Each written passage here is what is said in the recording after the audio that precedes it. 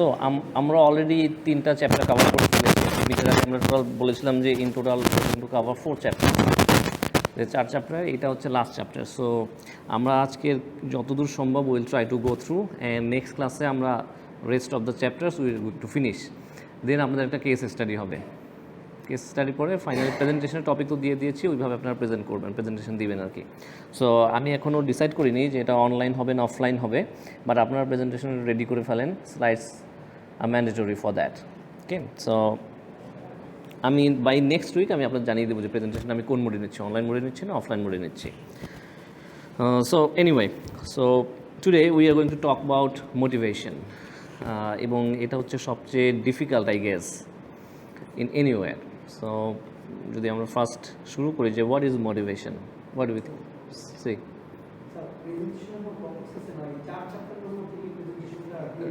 না, আমি প্রেজেন্টেশন একটা টপিক দিয়ে দিয়েছি, শেষ করি দেন আমি আবার ডিসকাস করি, ঠিক আছে? সো দ্য মোটিভেশন, সো আমার মনে হচ্ছে যে the most compelling factor in an organisation is motivation. So so what you understand by motivation? যে মোটিভেশন বলতে কী বুঝায় আর কি? Do something, right? A compelling force, we can say, is the compelling forces that will force you to do something or give you a reason to get something done, right? That is called motivation. So কি motivation, যে মোটিভেশনটা আমাদের কতটুকু দরকার? দেখেন, for performance in an organization, if you are going to perform, your individual performance consists of 3 things. 3টা জিনিস আপনার পারফরমেন্স মেজার করে থাকে। একটা হচ্ছে capability, the set of skills or ability you require. আচ্ছা, আর একটা হতে পারে আপনার মোটিভেশন, তো অবভিয়াসলি একটা ফ্যাক্টর। আর একটা ফ্যাক্টর আপনার হতে পারে যে resources, your organisational set up, work environment, the resources you are going to consume, and motivation. This 3 things sum up your performance. So দেখা গেল যে একটা এমপ্লয়ি অফিসে আসলো, হ্যাঁ, someday he comes and he works more than enough, he works overtime even to get something done, and the other day he will come and he will just do the regular activities and he will go. The next day he might come and he won't do any kind of work, এমন দিন হতে পারে যে সে কোনো কাজই করছে না। So as a manager what is your function? So manager হিসেবে আমার ফাংশনটা কী হবে? আমার ফাংশনটা হবে, যেদিন সে ফার্স্ট যেদিন এসেছিল, যে সেদিন সে মানে ওয়ার্কআউট করেছিল অনেক, তাই না, যে একবারে ওভারটাইমও করেছে। So my job is to maximize those performance, ওই পারফরমেন্সটা আমার ম্যাক্সিমাইজ করা উচিত। আর যেদিন সে এসেছিলো এবং কাজই করে নাই, ওই পারফরমেন্সটা আমার মিনিমাইজ করা উচিত টু এনি এক্সটেন্ট পসিবল। যতটুকুই আমি পারি না কেন আমার এটা মিনিমাইজ করতে হবে। So that is my role and responsibilities as a manager. আচ্ছা, সো আরেকটা ব্যাপার কাজ করে যে যখন দেয়ার আর সাম ইস্যুস, যে আমরা যেটা বলেছি capabilities, when an employee lacks capabilities, what do we do? As a manager, what do we do? যখন কোনো এমপ্লয়ি ক্যাপাবিলিটিস ল্যাক করে, যে তার ডিজায়ার ক্যাপাবিলিটিস আপনি তার কাছ থেকে পাচ্ছেন না, what do we do as a manager? There are options to deal with that, like train করতে পারি, ডেভেলপমেন্ট অ্যাক্টিভিটিস দিতে পারি, তাই না, তাকে গ্রুম করতে পারি। This are the activities you can undertake to make him educated, তাই না, স্কিল সেটগুলো ডেভেলপ করার। আচ্ছা, আরেকটা হতে পারে যে অর্গানাইজেশনাল এনভায়রনমেন্টে কোনো একটা ল্যাকিংস আছে, ওয়ার্ক এনভায়রনমেন্টটা তার কাছে ফেভারেবল মনে হচ্ছে না, বাট কোনো একটা রিসোর্স তার কাছে কম মনে হচ্ছে। So in that case as well you can do, you can provide him the resources as he requested. But what if there is a lackings in his motivational part? That is the most challenging job for a manager. যখন সে motivation lack করে তখন how do you motivate him? Because তার motivation level কোন পর্যায়ে you don't know. হতে পারে normal worker, but he dreams of A car, that is his motivation level আর her motivation level. What will you do? Are you going to provide him the car? It depends. So that is why this motivation, managing this motivation is most challenging factor. আচ্ছা, so দেখেন, এটাই বলেছি যে আমার motivation কি, the set of forces that causes people to behave in certain or particular ways, that is the motivation. আচ্ছা, so this is the framework যে মোটিভেশনটা কখন ট্রিগার আপ হয়, তাই না? সো দেখেন, ফার্স্টে কী হয়, যখন কেউ একজন ফিল করে যে I am less motivated, so then what he finds out, সে প্রথমেই ফাইন্ড আউট করে যে I am less motivated. Needs deficiency. So যখনই সে ডেফিসিয়েন্ট হয় নিডের দিক থেকে, তখন সে ট্রাই টু আইডেন্টিফাই করার চেষ্টা করে যে I am less motivated, why, maybe I am working for hours and I am getting underpaid, আমি আন্ডারপেইড অবস্থায় আছি। So that is his deficiency level. So তখন সে কী করে, he tries to find out how can I overcome this level. So কী করতে পারে, ধরেন যে আন্ডারপে হচ্ছে, সে কী করতে পারে, he can double his work effort, সে তার মানে বাড়িয়ে দিতে পারে, ইনক্রিজ করতে পারে প্রোডাক্টিভিটি লেভেল। সো আলটিমেটলি যখন সে প্রোডাক্টিভিটি লেভেল বাড়িয়ে দিবে, তখন কী হবে, maybe he will feel satisfied, but at the end of the day lastly গিয়ে সে কী করবে, মানে আপনার অ্যাসেস করার ট্রাই করবে যে আমি কতটুকু মোটিভেশন লেভেল আমি বাড়িয়ে দিয়েছি, ফাইন। সো ইন দ্যাট মানে উইথ দ্যাট রেসপেক্ট আমি কি পেমেন্টটাকে আমার বেড়েছে কিনা, আমি তো আন্ডারপেড ছিলাম, আমার কি পেমেন্ট বেড়েছে, যদি পেমেন্ট বেড়ে থাকে fine, that's no need to be worried of. But যদি না বেড়ে থাকে, তখন কী হবে দেখেন, তখন কী হবে, again he will try some other ways to fulfill his desire, how, labour আনতে হয়ে যাবে ওয়ার্কারদের জন্য, or এমপ্লয় হয়ে থাকে then he will try to switch jobs. So that's why it is important for you to manage the motivational level for an individual employee, because resigning is quite easy for anybody, but for an আপনার চিন্তা করতে হবে, you are an organization, from the organizational perspective it will be very costly for you to hire somebody else, because আপনি যখনই কাউকে higher করতে যাচ্ছেন, you need to train him again, you have to start from the beginning, তাই না, it will incur cost for you. আচ্ছা, so এটাই বলেছিলাম যে দেখেন আমাদের ওয়ার্ক প্লেসের যে পারফরমেন্সটা হয়, individual performance, it depends on three key things. One, capabilities or abilities to do any work environment, the resources you are going to consume in the workplace, and another one is motivation, your most dangerous thing, motivation, to deal with the motivation, your desire to complete these works that you are going to be assigned of. Okay, আচ্ছা, so আমরা ওই যে ম্যানেজমেন্টের history পড়তে গিয়ে আমরা দেখেছিলাম যে আমাদের কতগুলো পার্সপেক্টিভ আছে না, কতগুলো অ্যাপ্রোচ আছে, ট্রেডিশনাল অ্যাপ্রোচ আছে, হিউম্যান রিলেশনশিপ অ্যাপ্রোচ আছে। সো এখানেও মোটিভেশন নিয়ে যদি ডিল করতে যাই, then there are some sort of approaches. So one approach is called traditional approach. So traditional approach actually focuses on the content perspective. It depends, or it focuses on the content, that what factors motivate you, কোন ফ্যাক্টরগুলো, কোন ফোর্সগুলো আপনাকে drive করে মোটিভেশনের জন্য, কোন ফ্যাক্টরগুলো, find out that answer we need to focus on the traditional approach or the content approach. So দেখেন content অ্যাপ্রোচে কী বলেছে, যে আমাকে কোন ধরনের ফ্যাক্টরগুলো মোটিভেট করে। আপনার কি মনে হয়, in your work place what types of factors motivate you in the work place? It varies from person to person, but still there are some common boundaries. যেমন money, yes. Then দেখেন yes, আচ্ছা, কোন পর্যন্ত বলেছিলাম যে traditional approach নিয়ে বলেছিলাম না। সো ট্রেডিশনাল অ্যাপ্রোচটাকে বলা হচ্ছে content perspective, the content, what factors motivate you. হ্যাঁ, সো এই ব্যাপারটা নিয়ে কথা বলতে গিয়ে কতগুলো থিওরি আমাদের চলে আসছে। একটা থিওরি হচ্ছে আমাদের ম্যাসলোস হায়ারার্কি অফ নিডস, আপনার নাম শুনছেন কখনো? So Abraham Maslow, he was a human relationist. হ্যাঁ, সো সে একটা আপনার থিওরি দিয়েছে, and that was all about the needs, যে একটা হিউম্যান কীভাবে সে নিডসের সাথে ইন্টারাকশন করে, আমাদের যখন কোনো কিছু নিড হয় তখন আমরা তার সাথে কীভাবে ডিল করি। সো আরেকটা অ্যাপ্রোচ হচ্ছে আপনার হার্জবার্গের একটা টু ফ্যাক্টর থিওরি। সো দেখেন যে ম্যাসলো কী বলেছে, ধরেন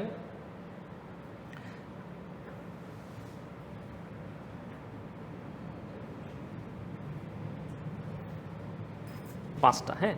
সো অ্যাব্রাহাম ম্যাসলো বলেছে যে আমাদের টোটাল একটা হিউম্যানের 5 ধরনের নিডস থাকে, এবং যতক্ষণ না পর্যন্ত একটা নিডস ফুলফিল না হচ্ছে সে নেক্সট লেভেলে যাচ্ছে না, যতক্ষণ পর্যন্ত। সো ফার্স্ট যেটা শুরু হচ্ছে এটা হচ্ছে আপনার ফিজিওলজিক্যাল নিড, ফিজিওলজিক্যাল নিডস। হ্যাঁ, so what does this physiological needs mean? এটা কি মিন করে? দ্য বেসিক নিডস, আপনার মানে what is our basic need? আমাদের বেসিক নিড কি? ফুড, তাই না? ফুড, এটা আমাদের basic need. So in terms of organization আপনার বেসিক নিড কি? What is your basic need in terms of an organization? কী হতে পারে? What do you think? Pay, your basic pay, your wages, your work environment. Because আপনার work এনভায়রনমেন্টটা কীভাবে আপনার basic needs, it has to be আপনার কোনো ধরনের যাতে প্রবলেম না হয়। It has to be secure, যেমন এখানে এসি চলছে, তাই না? So it's comfortable, so this is also your need. যেমন এখানে ধরেন আমার যদি এসি নাও থাকতো ফাইন, এয়ার কন্ডিশনার নাই, ওকে ফাইন, বাট রুমটা যদি এক্সেস হিট হতো, ইন দ্যাট কেস আমাদের এসিটা লাগতোই। এখন আমাদের দরকার হচ্ছে না। সো ইন দ্যাট কেস আপনি এটাকে অন্য নিডসে ক্যাটাগরাইজ করতে পারবেন। This is not our basic need, but basic নিডটা কি? দিস চেয়ার্স, বেঞ্চ, তাই না? This power point, this television. So এগুলো হচ্ছে আমার বেসিক নিড। সো অর্গানাইজেশনের ক্ষেত্রে আপনি কীভাবে বেসিক নিডটা এনশিওর করবেন? বাই প্রপার পে, তাই না? Basic pay. সো দেখা গেছে অনেক কোম্পানিতে আপনার পে দিচ্ছে 2 মাস পরে। So what will happen? আপনার কিন্তু ফিজিওলজিক্যাল নিডসটা ফিল আপ হচ্ছে না। সো তখন এমপ্লয়িরা কী করছে? সুইচ। সো টার্ন ওভার এটা আপনার বেড়ে যাচ্ছে। সো একটা turn over for a company is never appreciable, তাই না? কখনো অ্যাপ্রিসিয়েট করা যাচ্ছে না। কেন? যতই আপনার টার্ন ওভার হবে আপনার প্রোডাক্টিভিটি কমবে, আউটপুটও কমবে। So as the long run, মানে আপনি হয়তো শর্ট রানে মোটামুটি আপনার কাভার হচ্ছে, বাট লং রানে গিয়ে কী হচ্ছে? Your profitability is totally vanished, আপনার প্রফিটেবিলিটি শেষ হয়ে যাবে, তাই না? আচ্ছা, সো এটা গেল আমাদের ফিজিওলজিক্যাল নিড। এরপরে কি আছে দেখেন, এই লেভেলটা যদি আপনি বেসিক পে না পান, ধরেন আপনি বেসিক পেই পাচ্ছেন না একটা অর্গানাইজেশন থেকে, আপনি কি চিন্তা করবেন প্রমোশনের কথা? যেখানে আমি বেসিক পেই পাচ্ছি না সেখানে প্রমোশন তো বিলাসিতা, তাই না? আচ্ছা, সো এরপরে যে নিডটা আসছে এটা হচ্ছে আমাদের সেফটি নিড। সেফটি। সো আমাদের কি সেফটি নিতে হবে? যখন আমরা ফুড অ্যান্ড শেল্টার ফুড পাচ্ছি, তাই না? যেমন ধরেন আমাদের অনেক পথ শিশু আছে, তাই না? রেল লাইনে থাকে, ওরা কি আসলে কনসার্ন যে না আমাদের আপনার বিল্ডিংয়ে থাকতে হবে, সো আমার তো এখানে সেফটি নাই, আমি যে রেল লাইনের পাশে ঘুমাচ্ছি, ঠান্ডা লাগছে, বা যদি রেল এসে উঠে যায়, তাদের ওইটা নিয়ে কোনো concern, they are not at all concern with that. Why? Because তারা যদি দুবেলা খেতে পারি, that's enough for him. But ধরেন তাদের আপনি 3 বেলা খাবার ইনশিওর করলেন, তখন সে চিন্তা করবে যে নো, আই নিড সেফটি, এখন আমার একটু বিল্ডিংয়ে থাকতে হবে, তাই না? এটাই হচ্ছে কিন্তু। সো যদি আপনার এই লেভেলটা ফিল আপ না হচ্ছে, সেকেন্ড লেভেল নিয়ে চিন্তা করতে পারছেন না। এটাই অ্যাব্রাহাম ম্যাসলো অ্যাডভোকেট করেছে। So in terms of organization আপনার সেফটি নিড কী হতে পারে? Shelter. What kind of shelter? আপনার জব সিকিউরিটি, যে আমার জবটা হুট করে চলে যাবে না। Your retirement benefit, effective grievance system. হঠাৎ করে যদি আপনাকে মানে ইনভলান্টারি, যেটাকে বলে যে ভলান্টারি না, আপনি ভলান্টারি কুইট করছেন না, বাট ইনভলান্টারিলি আপনাকে সাটাই করা হলো, লে অফ করা হলো, তখন কি? তখনও যাতে আপনাকে একটা কম্পেনসেশন পে দেওয়া হয়, প্ল্যান দেওয়া হয়, সেটাকেই বলছে সেফটি নিডস। এটাই আপনার একটা অর্গানাইজেশনে থাকার জন্য আপনার মোটিভেটিং ফ্যাক্টর। সো এগুলো নিয়ে আমরা যখনই কথা বলছি, এগুলোকে সবই আপনার motivating factor. One things motivate you to get the other things done, ঠিক আছে? So safety. এরপরে কি দেখেন? Social needs. সোশ্যাল নিডস, এবং আপনি অথবা বলতে পারেন বিলঙ্গিংনেস নিডস। সো এটা কি আপনার যখনই দেখবেন যে আপনি ফুডও পাচ্ছেন, শেল্টারও পাচ্ছেন পার্সোনাল লাইফে, তখন আপনার চিন্তা হবে নো, লেটস বি এ কাপল, তাই না? যে তখন আমাদের ফ্যামিলি বড় করার চিন্তা আসে, তাই না? সো অর্গানাইজেশনের ক্ষেত্রেও যখন আপনার বেসিক নিডসগুলো ফিল আপ হয়ে যাবে, সেফটি নিডসও ফিল আপ হয়ে যাবে, তখন আপনি কী চাবেন? আপনার তখন ওয়ার্ক প্লেসে একটু ফ্রেন্ডলি একটা এনভায়রনমেন্ট দরকার, আপনার ফ্রেন্ডস, কলিগস, তাই না? নিয়ার ডিয়ার অ্যান্ড কলিগস, এদেরকে বিল্ড আপ করা দরকার। সো এটা কীভাবে অর্গানাইজেশন এনশিওর করে? আপনার গ্রুপ ফর্ম করে দেয়, টিম ফর্ম করে দেয়। দেখবেন I forgot the name of the airlines, যে ওই এয়ারলাইন হচ্ছে গিয়ে, এয়ারলাইন্সে যখন আপনি জব নেবেন তখন ওরা স্পেসিফিক্যালি আপনাকে বলে যে you build your own teams. আপনাকে আমরা নর্মালি একটা অর্গানাইজেশন কী হয়, আপনাকে হ্যাপাজার্ডলি একটা টিমে দিয়ে দেয় না, আপনি এই টিমে কাজ করবেন, তাই না? But in that organization, in that airlines, তারা আপনাকে ভলান্টারিলি চুজ করতে বলে, you choose your own team, so that you will be more comfortable to work. So আপনি যদি যাদের সাথে আপনি দেখবেন যে আমাদের যে সার্কেল আছে, সার্কেলে আমরা মিশলে সার্কেলের প্রোডাক্টিভিটি অনেক হাই হয়। কেন? লাইক মাইন্ডেড পিপল থাকে। ক্লিয়ার? আচ্ছা, এরপর হচ্ছে esteem need. Esteem, self esteem. So self esteem জিনিসটা কি? What do you think? It is something that you desire self respect and you also desire to get respect of others. আপনার নিজের রেসপেক্টও দরকার, self রেসপেক্টও দরকার, অন্যর কারোর কাছ থেকে আপনি সম্মান চাচ্ছেন। তার মানে কি? ইউ ওয়ান্ট এ পজিশন, আপনার জব টাইটেল দরকার। So the organization can provide you the job title so that you can enrich your self. So এখন চিন্তা করেন যে আমি এস্টিমনিরও পেয়ে গেছি, আমার জব টাইটেলও আছে, I am the CEO of the company, still there are something left, and এটা হচ্ছে সেলফ অ্যাকচুয়ালাইজেশন। হ্যাঁ, অ্যাকচুয়ালাইজেশন লেখা যাচ্ছে না এখানে। সো সেলফ অ্যাকচুয়ালাইজেশন এটা কি? So this is the last stage. So দেখবেন যে আমি সিইও হয়ে গেছি, ফাইন, বাট এরপরে আপনার আর কী নিজ থাকতে পারে? What do you think? যে I have become the CEO, I own a company, I own Tesla. So তারপর আপনার কী হতে পারে? তারপর আপনার নিডস একটা থেকে যায়, সেটা কি? সেলফ অ্যাকচুয়ালাইজেশন, তাই না? এই স্তরে কি মানে you want to go beyond everything, beyond the boundaries. যেমন এই টেসলা, এখন আপনার ইলন মাস্ক কী করছে? টুইটার কিনছে, তাই না? স্পেস এক্স, মানে কত কিছু, মানে he wants to diversify himself. আমার তো মনে হচ্ছে সে নিজেকেই ডাইভার্সিফাই করতে যাচ্ছে, যে মানে যত দূর যাওয়া যায়, তাই না? কোনো এক সময় দেখবেন যে সে মার্সে চলে গেছে আর কি। সো অর্গানাইজেশনের ক্ষেত্রে কী হতে পারে? দেখবেন অনেক organization CEO, he is an adjunct faculty of university. সে কী করছে? সে সিইও, বাট স্টিল তার টাকা পয়সা কোনো কমতি নেই। মোটিভেশন, তার জন্য মোটিভেশন কী জন্য? I want to be a teacher. So সে কী করছে? দেখবেন নর্থ সাউথে যাচ্ছে, এবার ঢাকা ইউনিভার্সিটি যাচ্ছে, পার্ট টাইম ফ্যাকাল্টি হচ্ছে। So this is his motivation level. So for him this is the self actualization point. So যেটা বলেছি যে আপনার একটা নিজ যখন ফিল আপ হবে, you move up to the ladder. এটাই ম্যাসলো বলেছে যে যখন আপনার নিডসগুলো সাইমultaneously থাকে, তখন আপনি একটার পরে একটা ফিল আপ করেন। War as there are some critics as well. So অনেক ক্রিটিক্স বলছে না, it's not in this chronological order, এই ক্রোনোলজিক্যাল অর্ডারটা সবসময় ফলো করে না। অনেকে আপনার সোশ্যাল থেকে অ্যাকচুয়ালাইজেশন চলে যায়, সেলফ স্টিমটা বাইপাস করে। হাউ? বিকজ নিজে একটা কোম্পানি দিয়ে দিয়েছে, জব টাইটেলের দরকার নেই, I am the CEO of my own company, শেষ। আবার অনেকে আছে স্টিমের পরে অ্যাকচুয়ালাইজেশন যায় না, okay fine, I am happy in this position.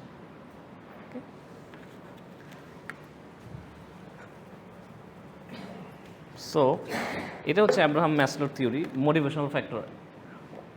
Though there are some critics in this theory, but still managers are widely following this theory. Okay? এই দেখবেন যে physiological needs, security needs, belongingness needs, esteem and self actualisation. দেখেন যে this is the visual representation of the work. So physiology তার মানে কি? আমার base salary. তারপরে সেফটি নিয়ে আমার কী আসছে? সেফটি বা security needs, whatever you call, the pension plan. তারপরে friends at work, belonging, esteem need, job title and self actualization, challenging job. হতে পারে যে আপনি অ্যাডজাঙ্ক্ট ফ্যাকাল্টি হতে চাচ্ছেন না, বাট আপনি মানে এক্সপ্যান্ড করছেন আপনার বিজনেস আউটসাইড ওয়ার্ল্ডে, এমন একটা জায়গায় আপনি এক্সপ্যান্ড করছেন যেখানে হয়তো normally nobody will go. For example, আপনি সেন্ট মার্টিনে যাচ্ছেন, ওইখানে তো মানে শুধুমাত্র কিছু ট্যুরিস্ট ছাড়া, তাও তো ট্যুরিস্ট কখন থাকে? 6 মাস না, নভেম্বর বা ডিসেম্বর থেকে শুরু হয়ে, বা অক্টোবরের শেষে শুরু হয় এবং মার্চে শেষ হয়ে যায়। বাট আপনি চিন্তা করলেন যে না, আমি ওইখানে একটা বিজনেস করবো, অ্যান্ড মানে আপনার রাউন্ড দ্য ইয়ার। সো আপনার মার্কেটটা কী হচ্ছে? নিশ মার্কেটিং হচ্ছে, কিন্তু খুব ন্যারো হয়েছে, বাট স্টিল এটা আপনার ড্রিম না, আমি ওইখানেই বিজনেস করবো। So that's the thing. So এরপরে আমাদের এক্সপেক্টেন্সি থিওরি চলে আসে। সো এই থিওরিটা ডিসকাস করার আগে আমরা একটু 2 ফ্যাক্টর থিওরিটা ডিসকাস করবো। দেখেন 2 ফ্যাক্টর থিওরিটা কী বলছে। সো ম্যাসলো বলেছে কি? ম্যাসলো বলেছে একটা নিডস যখন ফুলফিল হবে, আর একটা নিডস তখন আপনার জন্য আপনাকে অ্যাট্রাক্ট করা শুরু করবে, যে না, নাও ফুলফিল মি, তাই না? সো আপনার হার্জবার্গও সেম কথা বলেছে, but he categorized in 2 ways. Two factor যেহেতু বলছে, সো 2টা ফ্যাক্টর আছে। সো সে ডিফাইন করেছে দেয়ার আর, দেখেন, hygiene factors and motivation factors. So earlier আমরা কী চিন্তা করতাম? যে আমাদের either A employee is satisfied or he is dissatisfied. আমাদের একটা স্কেলের 2টা যদি সাইড থাকে, আমরা কী চিন্তা করি? এই সাইডে আমরা চিন্তা করি স্যাটিসফ্যাকশন, এই সাইডে চিন্তা করি dissatisfaction. So either the employee is satisfied or the employee is dissatisfied. So he is the one, he discovered no there are some other points as well. কী সেগুলো? সেগুলো হচ্ছে dissatisfaction and no dissatisfaction, satisfaction and no satisfaction. So আমার total 4টা category হয়ে যাচ্ছে।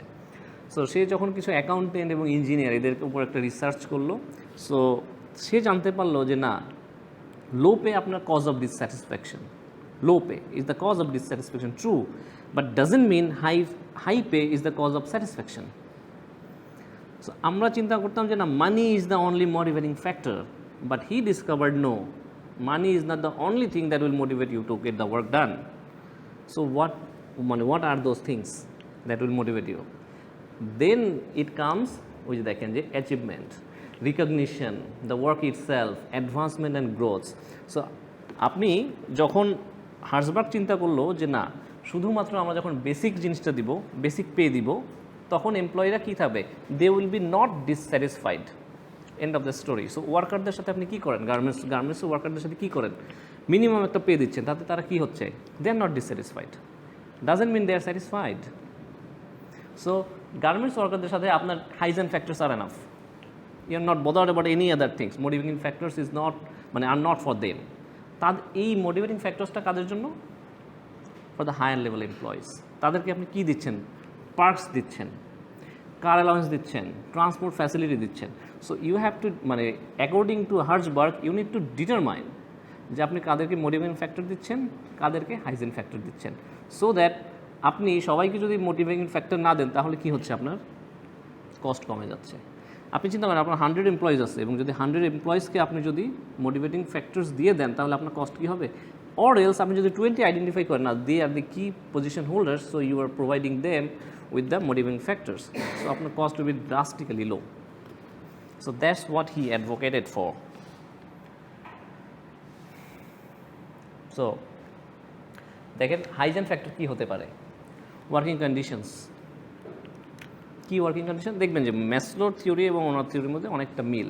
Maslow যে first 3টা জিনিস নিয়ে কথা বলেছে, that is the hygiene factors, and Maslow যে 2টা জিনিস নিয়ে লাস্টে কথা বলেছে আমাদের কোনটা, দেখেন ওই যে উপরে ছিল steam needs and actualisation needs, that's your motivating factors. সেটা 2টা ক্যাটাগরিতে এটা ডিভাইড করেছে।